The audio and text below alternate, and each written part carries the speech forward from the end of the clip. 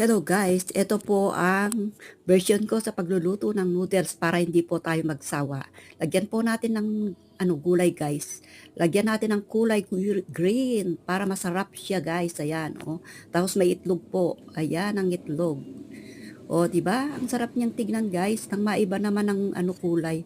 At yan, may Yakult pa po ako mamaya pagkatapos kumain at may mainit na kape po, guys. Oh, 'di ba guys, ang sarap-sarap ng buhay sa umaga.